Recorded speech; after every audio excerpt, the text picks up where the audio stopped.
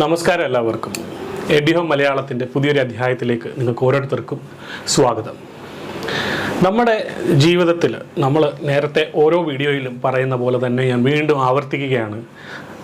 നമ്മൾ ഇനി പഠിക്കേണ്ട കോഴ്സുകൾ അല്ലെങ്കിൽ ഇനി പഠിക്കേണ്ട ഏതൊരു കോഴ്സും, അല്ലാതെ പ്രൊഫഷണൽ ആയിക്കോട്ടെ, നോൺ പ്രൊഫഷണൽ ആയിക്കോട്ടെ, അല്ലെങ്കിൽ ടെക്നിക്കൽ ആയിക്കോട്ടെ, ആ കോഴ്സിന് സാധ്യതകൾ എത്രത്തോളം ഉണ്ട്, ഇനിയുള്ള ജീവിത സാഹചര്യത്തിൽ അത് എത്രത്തോളം എനിക്ക് മേന്മയുണ്ടാക്കാൻ കഴിയും, അല്ലെങ്കിൽ ഞാൻ ഓഫീസ് അടഞ്ഞു പോയാലും വർക്ക് അറ്റ് ഹോം എനിക്ക് ചെയ്യാൻ പറ്റുന്ന കാര്യങ്ങളാണോ, അല്ലെങ്കിൽ എനിക്ക് ഭാവിയിൽ ഫ്രീലാൻസ് ചെയ്യാൻ പറ്റുന്ന കാര്യമാണോ എന്നുള്ളതൊക്കെ ഞാൻ ചിന്തിക്കേണ്ടിയിരിക്കുന്നു. ഓരോരുത്തരും, നിങ്ങൾ പഠിക്കുന്ന ഓരോ കുട്ടികളും. അതിൻ്റെ കാരണം എന്താണെന്ന് വെച്ചാൽ, നമ്മുടെ ഇന്നത്തെ ഈ ഒരു സാഹചര്യം വളരെ മോശം എന്നുള്ള തലത്തിൽ തന്നെ നമുക്ക് പറയേണ്ടിയിരിക്കുന്നു. കാരണം നമ്മളുടെ കോവിഡ് ആയിക്കോട്ടെ, അതിന് ഉപരി പല സ്ഥാപനങ്ങളും ആളെ കുറയ്ക്കുന്നു. പല സ്ഥാപനങ്ങളും വർക്ക് അറ്റ് ഹോം എന്നുള്ള തലത്തിലേക്ക് മാത്രമായി ഒതുങ്ങാൻ ആഗ്രഹിക്കുകയാണ്. അപ്പോൾ നമ്മൾ ഇനി പഠിക്കുന്ന കോഴ്സുകൾ, നമ്മൾ ഇനി നമ്മുടെ ജീവിതത്തിൽ ഒരു കരിയർ എന്ന് കൺസെപ്റ്റ് ചെയ്ത് നമ്മൾ എടുക്കാൻ പോകുന്ന ഓരോ കാര്യങ്ങളും നമുക്ക് മുന്നോട്ട് ഭാവിയിൽ ഉപകാരപ്രദമാകണമെന്ന് നമ്മൾ 100% കരുതണം, അല്ലെങ്കിൽ അതിനെപ്പറ്റി ഓർക്കണം. അപ്പോൾ അധികം ഒന്നും താമസിക്കുന്നില്ല, നേരെ ഇന്നത്തെ വീഡിയോയിലേക്ക് നമുക്ക് പോകാം.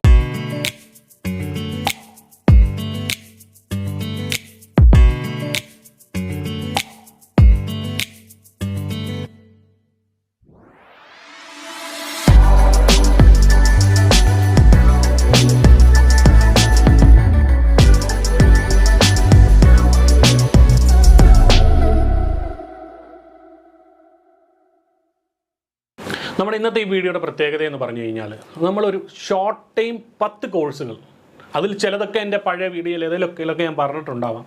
പക്ഷേ ഓൺലൈനായി ഇരുന്ന് പ്രതിമാസം 40,000 രൂപ മുതൽ നമുക്ക് ഉണ്ടാക്കാൻ കഴിയുമെന്നുള്ളതാണ്. എന്ന് പറഞ്ഞാൽ ജോലി ചെയ്യുന്നതിനോടൊപ്പം തന്നെ ഫ്രീലാൻസ് ചെയ്യാൻ കഴിയുന്ന കോഴ്സുകളാണ് ഞാൻ ഇനി പറയാൻ പോകുന്നത്. നമുക്ക് വീട്ടിലിരുന്ന് വർക്ക് ചെയ്യാം. ഇനി ഭാവിയിൽ ഇതുപോലൊരു സിറ്റുവേഷൻ വീണ്ടും ഉണ്ടായാലും നമ്മൾ ജോലി ചെയ്യുകയാണെങ്കിൽ നമുക്ക് നമ്മുടെ വീട്ടിൽ തന്നെ ഇരുന്ന് ചെയ്യാൻ പറ്റും. നമ്മുടെ ആ ഒരു ജോലി നമുക്ക് നഷ്ടപ്പെടില്ല. സോ 10 കോഴ്സുകൾ. ഒന്നാമത്തെ കോഴ്സാണ് എത്തിക്കൽ ഹാക്കിംഗ്. ഞാൻ പല വീഡിയോകളിലും എത്തിക്കൽ ഹാക്കിങ്ങിനെ പറ്റി പറഞ്ഞിട്ടുണ്ട്. അതിൻ്റെ എത്രത്തോളം ഗുണങ്ങളുണ്ട്, അല്ലെങ്കിൽ എത്രത്തോളം അതിൻ്റെ എഫേർട്ട് ഉണ്ടെന്നും, അല്ലെങ്കിൽ അതിൻ്റെ സാധ്യതകളെക്കുറിച്ചും നമ്മൾ ഒരുപാട് പറഞ്ഞു കഴിഞ്ഞതാണ് നമ്മുടെ മുൻകാല വീഡിയോകളിൽ. എത്തിക്കൽ ഹാക്കിങ്ങിൻ്റെ പ്രയോജനം, അല്ലെങ്കിൽ എത്തിക്കൽ ഹാക്കിങ്ങിൻ്റെ ഗുണം എന്താണെന്ന് പറഞ്ഞു കഴിഞ്ഞാൽ, അതിൻ്റെ ഒരു മറുവശമാണ് നമ്മുടെ ഒരു ഹാക്കർ എന്ന് പറയുന്ന ആൾ. ഒരു ഹാക്കർ നിയമത്തിന് വെളിയിൽ നിന്ന് ചെയ്യുന്നു, ഒരു എത്തിക്കൽ ഹാക്കിംഗ് ഉള്ള ആൾ നിയമത്തിന് ഉള്ളിൽ നിന്ന് ചെയ്യുന്നു. അപ്പം ഹാക്കറും എത്തിക്കൽ ഹാക്കിങ്ങിൻ്റെ വ്യത്യാസം അതാണ്. അപ്പം ഒരു എത്തിക്കൽ ഹാക്കിംഗ് എന്ന് പറയുമ്പോൾ നമ്മൾ പലർക്കും സെക്യൂരിറ്റി കൊടുക്കുന്നു, നമ്മൾ പലതിനും നല്ലത് പ്രവർത്തിച്ചു കൊടുക്കുകയാണ്. നമ്മുടെ ആവശ്യം പലർക്കും ഉണ്ടാവും. നമുക്കത് ഫ്രീലാൻസ് ചെയ്യാം, ഒരു ജോലി ചെയ്യാം.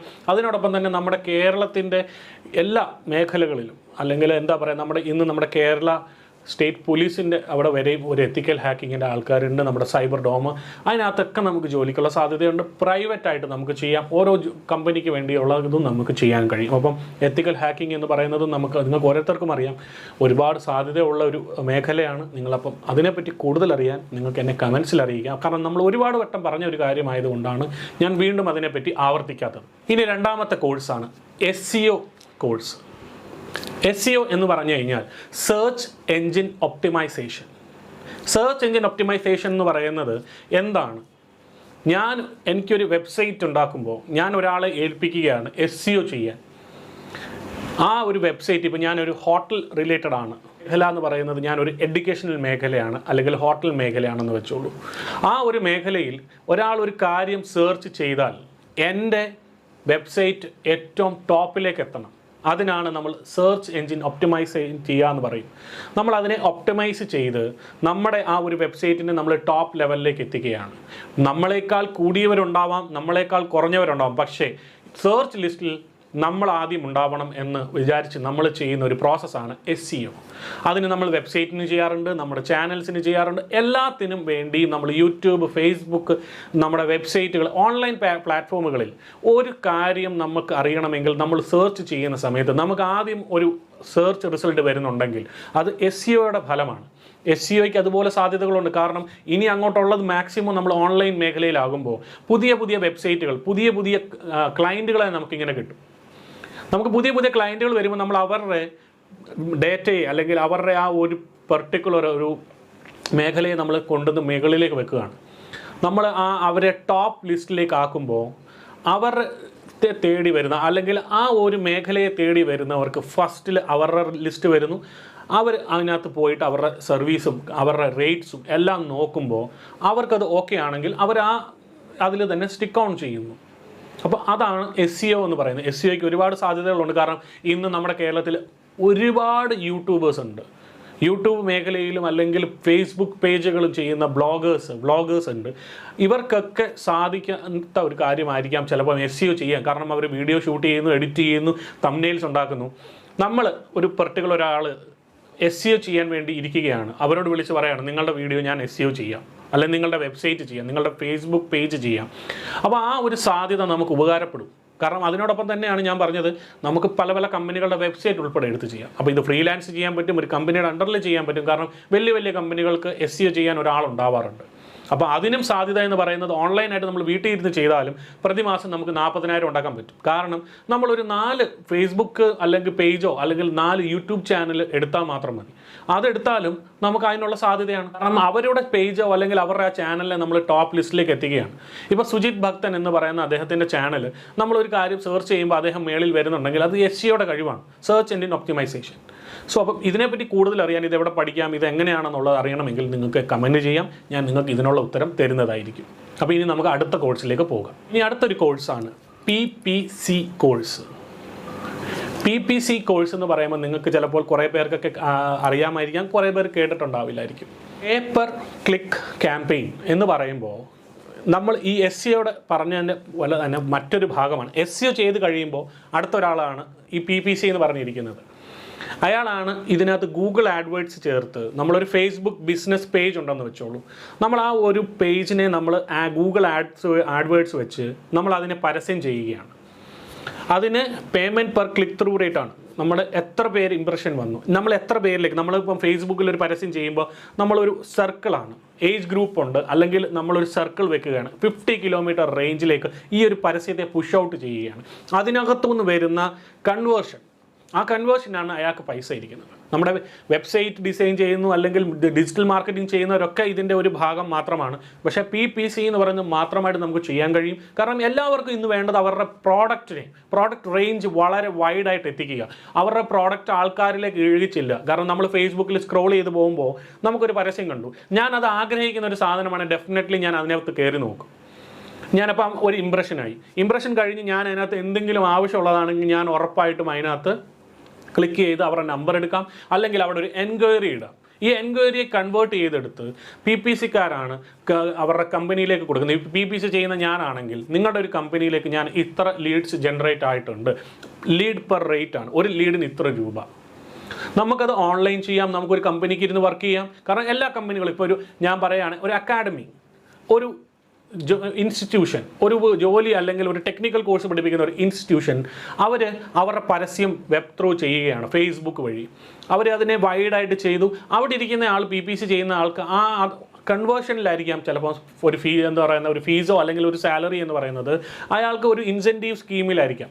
അല്ലെങ്കിൽ നമുക്കിത് ഫ്രീലാൻസ് ചെയ്യാൻ പറ്റും, നമുക്ക് ഓരോ കമ്പനി അപ്രോച്ച് ചെയ്യാൻ പറ്റും. നിങ്ങൾക്ക് ഞാൻ ഇത്ര ലീഡ്സ് ജനറേറ്റ് ചെയ്ത് തരാം, നിങ്ങൾക്ക് ഇത്ര ഇത് തരാം, ഇത്ര അത് തരാം എന്ന് പറഞ്ഞ് നമുക്ക് അവരിൽ നിന്ന് പൈസ വാങ്ങാനും നമുക്ക് അവർക്ക് ലീഡ്സ് ജനറേറ്റ് ചെയ്യാനും പറ്റും. കാരണം നമ്മളിത് ഗൂഗിൾ ആഡ്വേർഡ്സ് വഴിയാണ് ചെയ്യാറുള്ളത്. നമ്മുടെ ആ ഒരു പർട്ടിക്കുലർ പരസ്യം നമ്മൾ ആഗ്രഹിക്കുന്ന ഒരു വൈഡ് സർക്കിളിലേക്ക് നമ്മൾ അതിനെ കൊണ്ട് പുഷ് ഔട്ട് ചെയ്യുകയാണ്. അപ്പോൾ ഇതിനും ഒരുപാട് സാധ്യതയുണ്ട്. കാരണം ഇനി നമ്മുടെ അങ്ങോട്ടുള്ള കാലങ്ങളിൽ നമ്മൾ SEO പറഞ്ഞ പോലെ തന്നെ ഇതിനും ഒരുപാട് പ്രാധാന്യമുണ്ട്. അപ്പം ഇതിനൊക്കെ ഒരു ബേസ് എഡ്യൂക്കേഷൻ എന്ന് പറയുന്ന ഏതെങ്കിലും ഒരു ഡിഗ്രി ബേസ്ഡ് ആണ് ഇതിനൊക്കെ നമുക്ക് ചെയ്യാൻ പറ്റുന്നത്. ഒരു നോർമലി നമ്മൾ SEO ആയിക്കോട്ടെ, നമ്മൾ പറഞ്ഞ എല്ലാ കോഴ്സുകൾക്കും ഒരു ബേസ് എന്ന് പറയുന്നത് ഡിഗ്രി ബേസ്ഡ് ആണ്. +2 കാർക്കും ഇതിൻ്റെ ഷോർട്ട് ടൈം കോഴ്സുകൾ വേറെ കഴിയാറുണ്ട്. ഇതൊരു ബേസിക്, കാരണം ഇതിനൊരു computer knowledge, basic computer knowledge മാത്രം മതി. അതിനുശേഷം ഒരു ഡിഗ്രി ഉണ്ടെങ്കിൽ, ഡിഗ്രി എന്ത് ഞാൻ പറയുന്നു എന്ന് പറഞ്ഞായിരുന്നു, ഡിഗ്രി ഉള്ളവർക്ക് കൂടുതൽ നമുക്ക് മനസ്സിലാക്കാൻ പറ്റും. കാരണം +2 കഴിഞ്ഞ ഒരാൾക്ക് മനസ്സിലാവുന്നതിനേക്കാൾ കൂടുതൽ ഇത് കുറച്ച് ടെക്നിക്കൽ വേർഡ്സും അല്ലെങ്കിൽ ഒരു സ്റ്റാറ്റിറ്റിക്സ് ആണ്. എങ്ങനെയാണ് ഞാൻ ഇതിലേക്ക് എത്തിക്കേണ്ടത്, അങ്ങനെയാണ് എത്തിക്കേണ്ടത്. സോ ഈ ഒരു കോഴ്സിനെ പറ്റി ഞാൻ ഇനി അധികം പറയുന്നില്ല. കൂടുതൽ അറിയണമെങ്കിൽ നിങ്ങൾക്ക് കമൻറ്റിൽ അറിയിക്കാം. നിങ്ങൾക്ക് വേറൊരു വീഡിയോയോ അല്ലെങ്കിൽ ഇതിനെപ്പറ്റി ഞാൻ കമൻറ്റിൽ തന്നെ നിങ്ങൾക്ക് ഉത്തരം തരുന്നതായിരിക്കും. ഇനി അടുത്തൊരു കോഴ്സാണ് നിങ്ങൾക്ക് എല്ലാവർക്കും അറിയാവുന്ന graphic designing course. Graphic designing നിങ്ങൾക്കറിയാം എത്രത്തോളം പ്രാധാന്യമുള്ളതാണ്.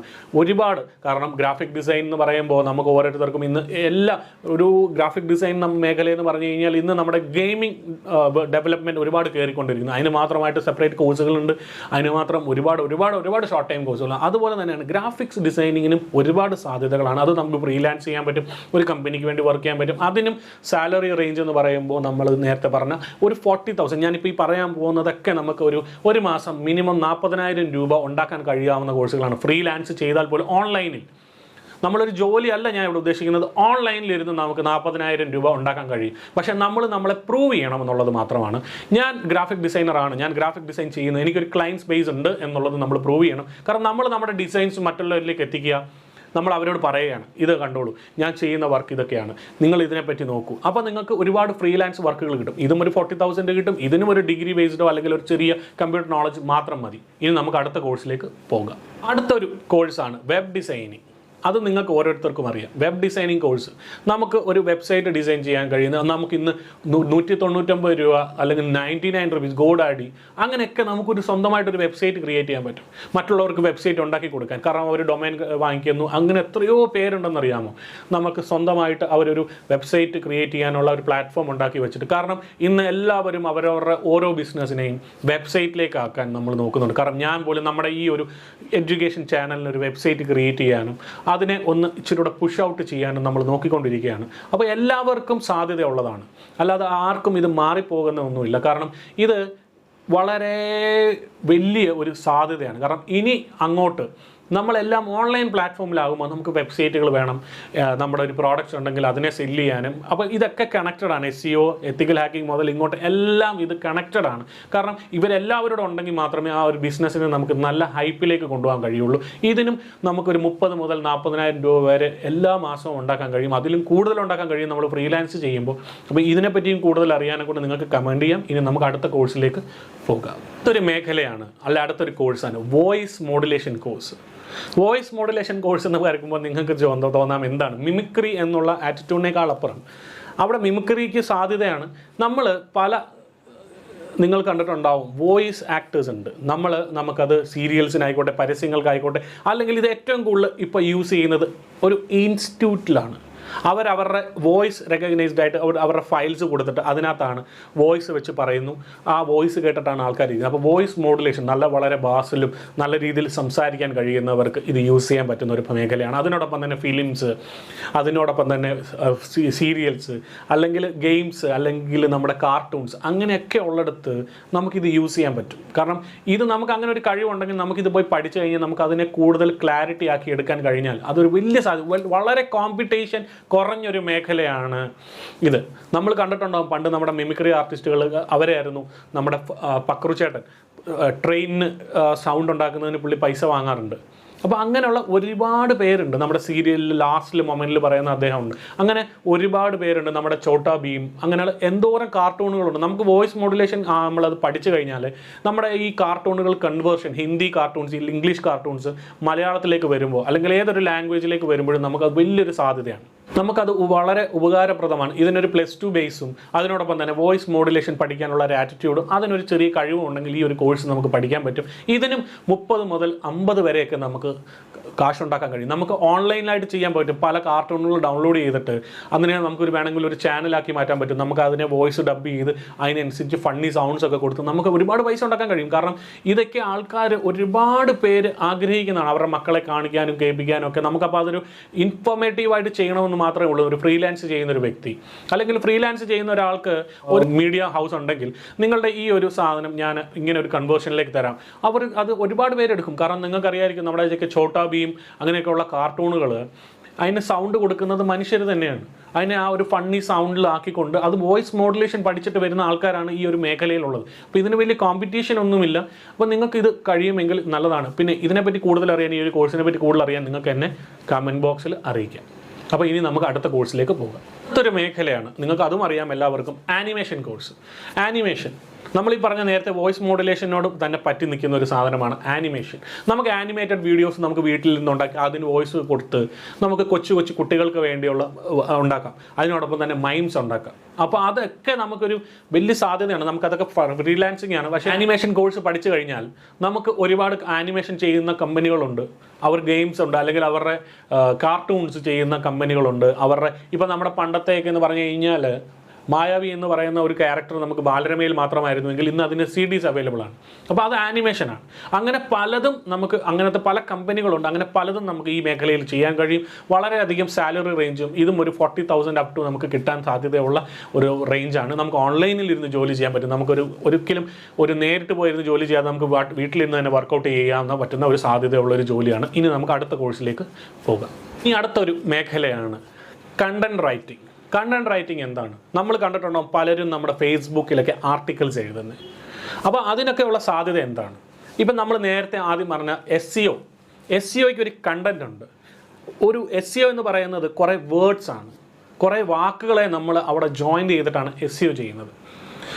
ഇപ്പോൾ യൂട്യൂബിൽ നമ്മളൊരു വീഡിയോ ഇടുമ്പോൾ അതിൻ്റെ SEO ഡിസ്ക്രിപ്ഷൻ എഴുതുന്നു, അതിൻ്റെ ടൈറ്റിൽ, അതിൻ്റെ ടാഗുകൾ, ഏത് മേഖലയിൽ ടൈപ്പ് ചെയ്യുമ്പോഴാണ് എൻ്റെ വീഡിയോ മേളിൽ വരേണ്ടത് എന്ന് നമ്മൾ അവിടെ തീരുമാനിക്കാം. അപ്പം SEO ഒരു കണ്ടൻറ്റാണ്. SEO കണ്ടന്റ് റൈറ്റിംഗ് വലിയൊരു സാധ്യതയാണ്.